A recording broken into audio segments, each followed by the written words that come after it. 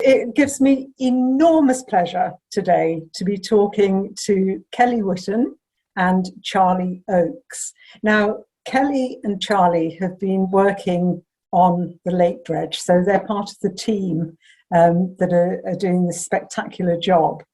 I spoke to Roy Cox, your colleague, earlier in the year, back in January, and he was telling me that 2/3 of the upper lake is less than 30 centimetres deep, which is incredible, given that it should be over 2 metres deep. And also, we don't have the luxury of time anymore, and that if we don't crack on and do this job, when I say we, I obviously mean you, because the responsibility is all yours, nobody else's, then the lake will be gone in 2 years' time, the lake as we know it.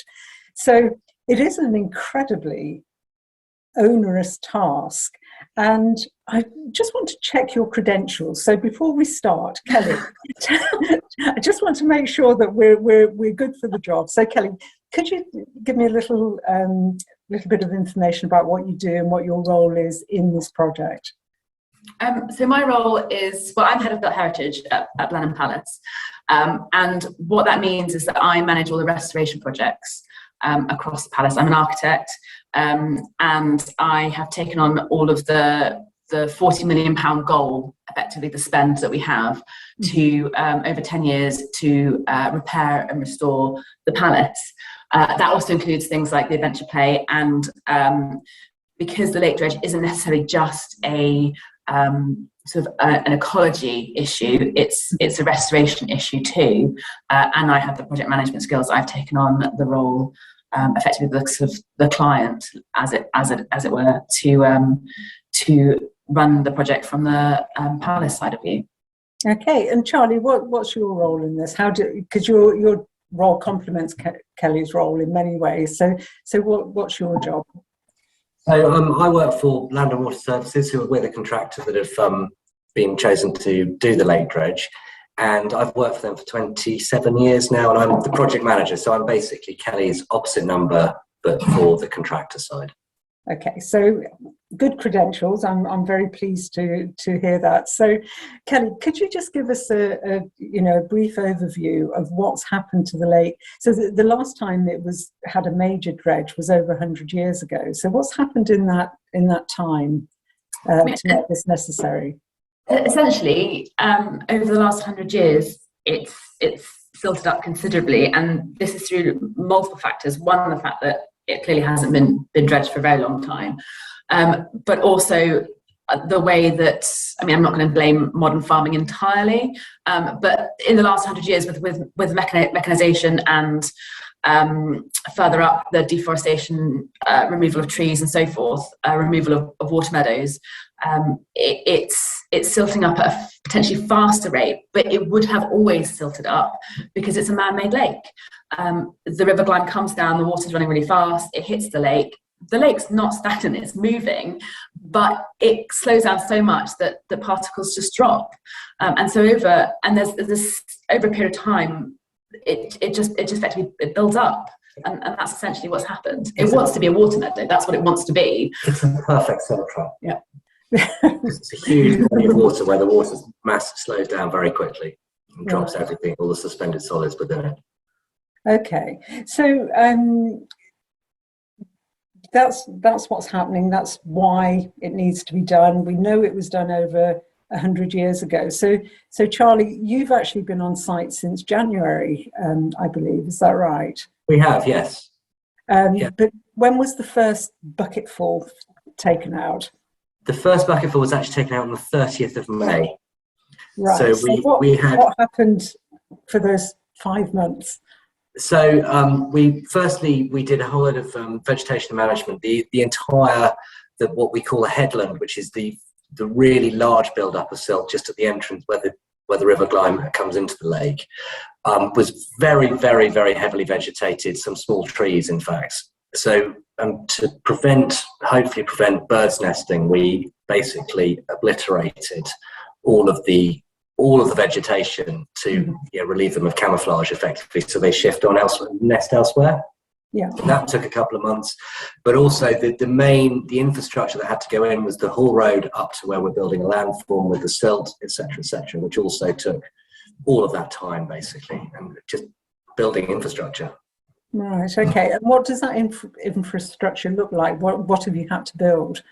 So we've built the containment cells, which we've built 10 containment cells up at the landform, which we're basically tipping the silt into. So they've been prepared. Then from the landform down to the lake side, we've put a road in, which is between 4 and 8 meters wide, depending on where you are. And we've used a locally purchased stone to put into that to make it strong enough to take all of the silt that's coming up over it in dump trucks.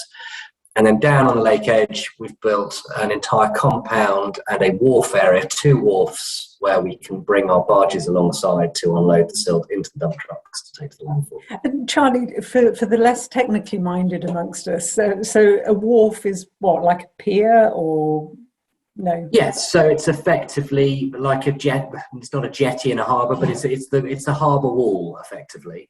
Right. Okay. So it's got vertical sides made with steel sheet piles driven into the bed of the lake and then built up behind it, so that we've got a working platform, but depth of water on the lake side, so that we can bring our barges in alongside it. Okay. And if I were to say the word coot to you both. So having cleared all the vegetation, or thought you'd cleared all the vegetation, we had.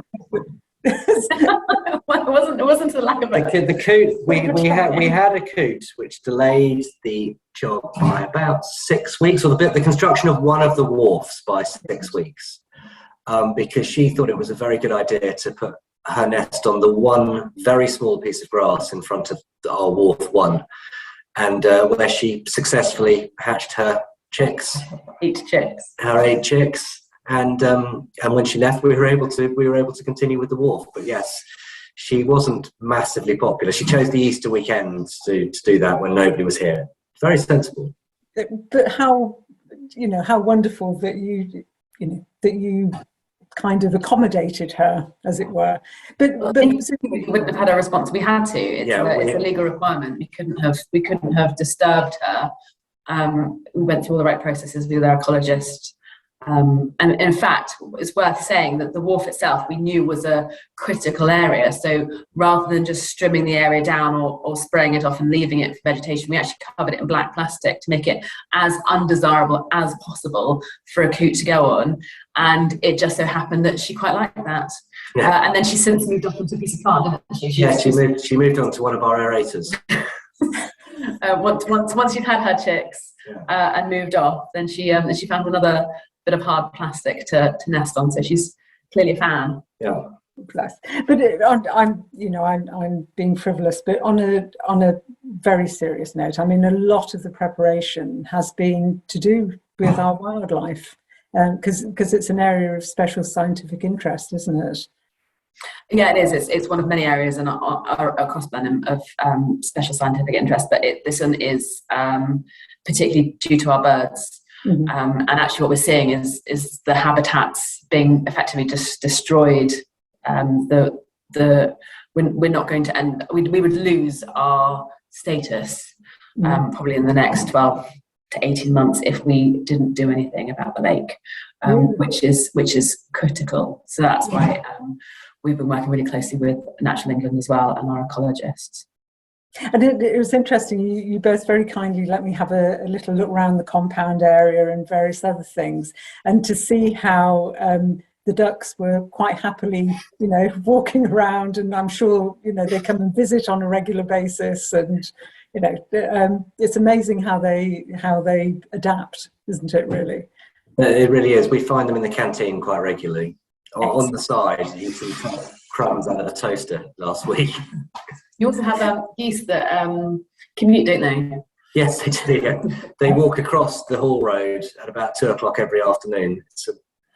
The dumper drivers find it extremely frustrating. And when I came down to see you, again, one of the things that I believe was going on, and I'm sure you'll correct me if I got the wrong end of the stick, the depth of the lake wasn't sufficient to actually float your hoppers or etc. So there was this wonderful thing going on with the digger, floating digger. Is that right? Correct. Like Lifting... it's one of our amphibious diggers, basically excavators, which we had to utilise to effectively create a pocket to be able to put our floating equipment into within the lake. So yeah, he was working when you were on site, creating that pocket, and after he'd finished that, we were able to crane all of our big equipment into the lake, which is now there. And it was fascinating to watch, because to the untrained eye, it looked as though the amphibious digger was kind of moving stuff, and then you had the land-based one that was picking things up, and it looked random, but it wasn't at all, was it? No, it's not. It's actually done in a very sort of pragmatic method, where you just keep on working and crossing over your work. And yes, he was in that situation, which isn't ideal, rehandling the material so the machine on the bank could pick it up. Had the coot not had her nest where she was, that wouldn't have been entirely necessary. Right. But we had to move it a little bit further to make the wood pocket large enough, basically. Okay. And once the land-based digger, for want of a better expression, had then picked up the silt, it was then putting it on the back of dumper trucks, huge, great big yellow Volvo dumpers, and then it was going off. And you called it a containment cell, is that right?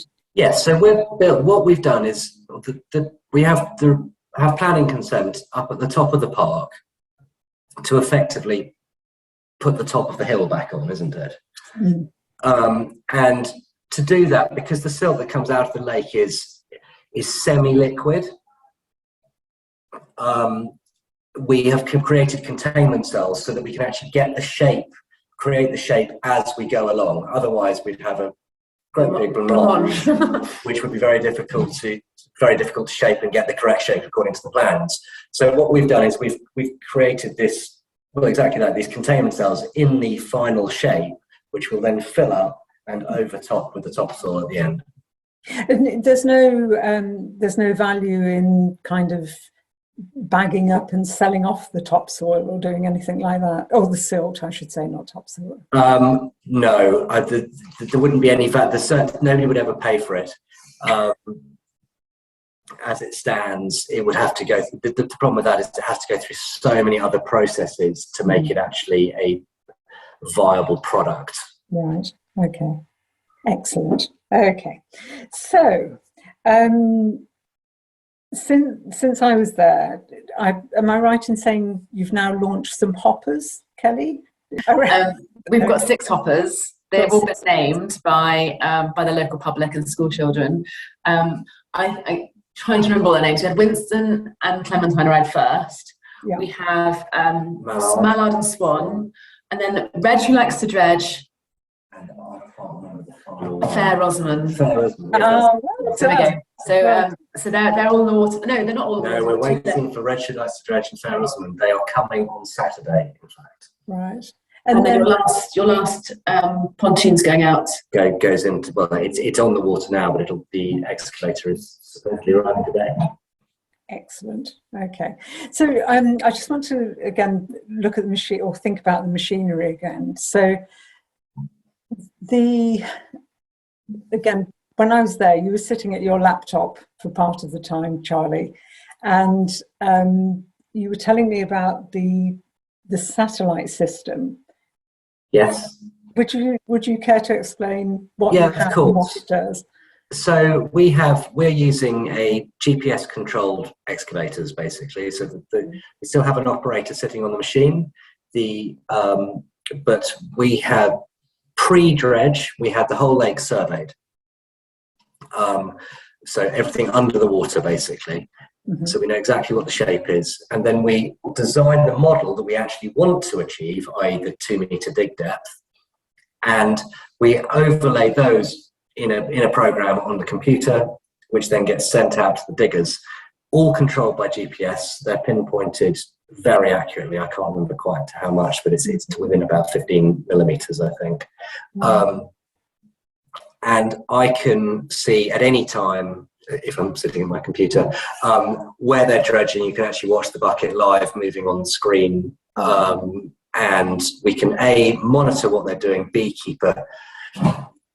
make sure we're on top of where we're going and production and that we're achieving what we're anticipating. You can hack into the No, I can dial into the excavators and actually watch what the bucket's doing, so to get an idea if they're going too deep, too shallow, being and it's more about consistency, etc. And more importantly, especially for this project, because of the historic England relevance, we can actually control where they can't dig. So we can put big red circles on the screen so they do not go near here, sort of thing. So they, or we can have a standoff so it's much bigger, so they know to not get quite so close. And that also helps with when we're planning. So it shows we put a grid system over the whole lot, and it means that we've sent that grid system off to our archaeologists, who are then sharing the areas where they have archaeological interest, and therefore we can leave those, which is what Charlie was saying in terms of the big red areas. We can leave those areas, and it means that the way that we've worked closely with Historic England and our archaeologists is that we will dig freely, essentially, without a watching brief on areas of low interest. And then we do go into those areas, we can warn them in advance, we can build up to it, and then we can invite them to site so they can be watching us while we're digging in areas of high archaeological interest. So they will be literally standing on the banks watching, or going out on a boat, or what will they do? A bit of everything. They do a bit of everything, actually. So they'd stand on the bank watching when we were close to shore. Then they'd go, exactly as you suggest, out onto the pontoon itself, or onto a boat just standing off the pontoon and watch the material coming out. But actually, I think what they found most useful was going up to where the landform has been created and seeing the silt coming out of the dumper trucks and being spread, because then it's the final phase, and they can actually have a look through the silt itself. But those, I mean, it's a vast area. Do they stand on it? Is it safe to stand on it? Or No, it's absolutely definitely not safe to stand. I was going to say. And I think they increasingly found it very difficult to monitor it properly. So they were that's why they were swapping between the quayside and the landform itself. To be honest, on the quayside, I think we found one large piece of stone quite close to the old mill site. And since then, we have literally found nothing. As we've progressed further into the middle of the lake, absolutely as predicted and as per everything suggested, that we haven't found anything at all. So they're currently not on site. I can't tell you how disappointing that is. I know. Well, we have, there are some of the other areas. So we have we don't necessarily want to be doing them. We want to kind of crack on with the dredging as much as possible, and then we'll go back onto the areas of interest, because they will take longer and we will be slower and we will have a watching brief as part of it. But the areas are, we've got what we know to be an old mill that's potentially the same sort of age as Woodstock Manor. So it's Saxon or earlier. We've got the fish ponds at the very, very north, which relate to the fisheries lodge, which again they date back to Woodstock Manor times, and that is the very first. That is the original Queen Pool, essentially, and that has seen a significant amount of change throughout its life. And so we're being very careful today. We can't even fit a large excavator in there, and that will have to have a watching brief. So it's a very slow process. You've also got the causeway, which crosses at the south of the lake to Queen Elizabeth Island, which would link Woodstock Manor across to Woodstock, and that's also where they had cascades with the original design. Yeah. And then obviously the canal, which runs underneath the Grand Bridge. So there's some significant areas that are of archaeological interest, and no doubt we will find something interesting when we get to those areas. But right now, we just want to get dredging. Yeah, exactly. Yeah. Are you on schedule, more or less? We are. Depends which version of the programme. But yes, we're on schedule as of now, where we plan to be on the 30th of May, starting when we amended the start date for dredging to the 30th of May. Yes, we are on programme. Excellent. And when, again, I know it's a tricky one, because I suppose if you do find something of great archaeological interest, then it may well hold you up. But with a fair wind, when do you hope to pull out the last bucket load of silt? The programme says we're going to finish sometime in March now. We're hoping to finish significantly earlier than that, but that's to be confirmed. And again, sorry, just to hark back while you were talking about red areas, red spots. So Kelly, you and I had a chat at one stage, and I was asking you about the bridge, because I have this fascination with the bridge, and you did promise you would take me on the lake and into the bridge, just so you know. But you were saying that you won't go right up to the edge or to the sides, and can you explain why? So essentially, the bridge is a structure. The silt underneath the bridge. Talk about that. We were there today. It's very, very shallow. It's a lot of silt. It's about, at the moment, the water looks to be about 300 mil deep. I think it's a little bit deeper than that, because we couldn't see beyond the algae that's sort of growing underneath it. So it's probably maybe about half a metre deep there. Not only that silt has been banked up against the existing structure for hundreds of years. Effectively, we wouldn't want to go anywhere near, I'm going to say 2 metres, I think is what our tolerance is, what we're suggesting. 2 metre standoff from any large structure. So despite the level of silt around it, we would be very mindful not to come within. So effectively what we'll end up doing, I think the bridge is about 30 metres long, I think, but that includes the entire length of it as opposed to just a central arch. So we will effectively be creating a channel through it and widening it either side. Beyond the bridge, the silt drops to 2 metres very, very quickly. But through it, we obviously need to dredge a channel through. We won't be going anywhere near either of the 2 smaller arches. We'll leave them exactly as they are. And the silt itself, it may change. The angle of repose may sort of stop being quite so vertical. It might slip. So that's another reason why we don't want to take within 2 metres, because we are expecting it to slump a little bit, but we don't want it to slump anywhere close to the structure itself, because it's been used to having that. Yeah. There is scope to be looking at a small area, maybe when the lake drops, which now, because it's dropped quite a bit over the last couple of very, very hot days, to get a boat out there, get the architects out and investigate a little bit to see what the stone's doing underneath. Okay. Essentially, it's never, the bridge itself was never designed to be submerged quite as it was. It was meant to have 3 canals underneath it. It wasn't used to this. So within 60 years of its construction, all of a sudden it being submerged, what Capability Brown did is he put an extra layer on it, almost like a capping layer. That wasn't just to protect it, because in essence, we don't really know if that was a good thing or not, because we're not sure what's happening when the water gets in, because there's a layer over the original structure. We're not entirely sure if taking the silt off is going to pull that layer away, if it needs the water up against it. No one really knows what's going to happen. But not only that, what's interesting is the bridge itself is, I'm going to say, on the wonk.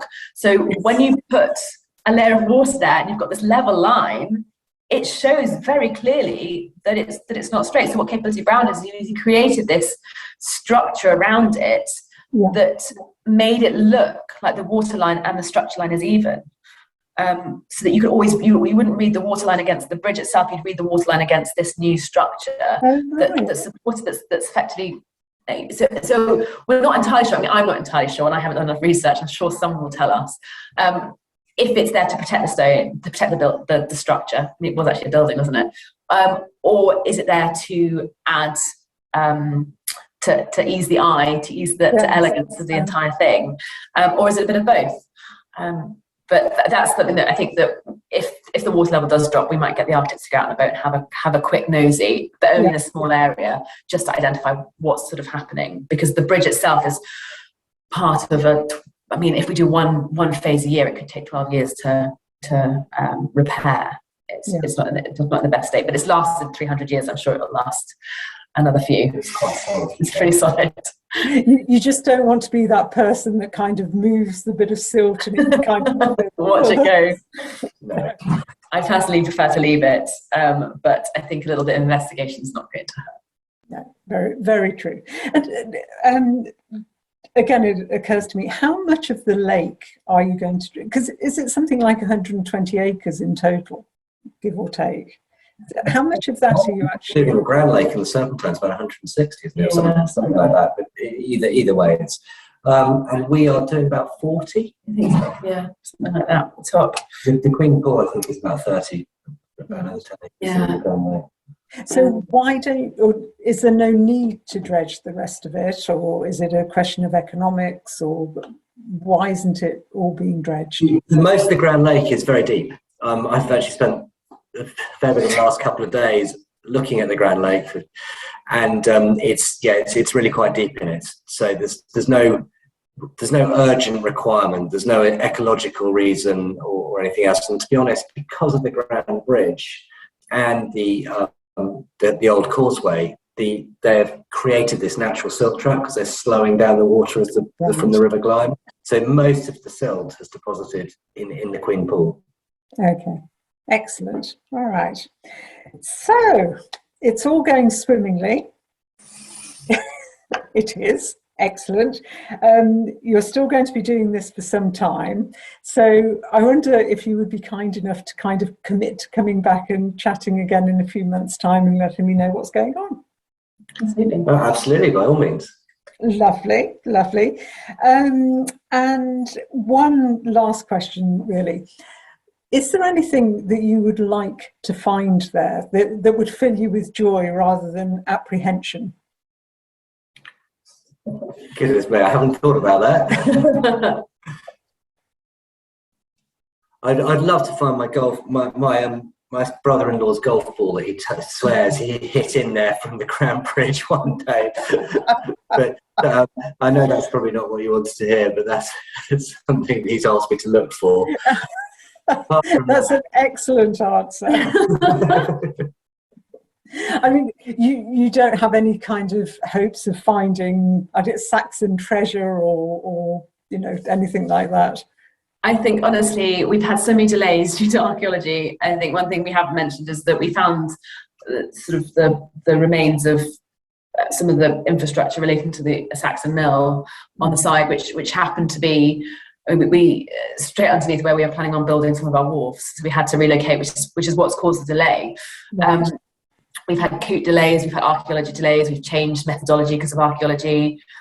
We constantly have a watch out to make sure that our fish are still healthy and they're being looked after, which are causing us delays if we have to stop works because of the fish. We have to manage the birds. We have to manage the infrastructure and the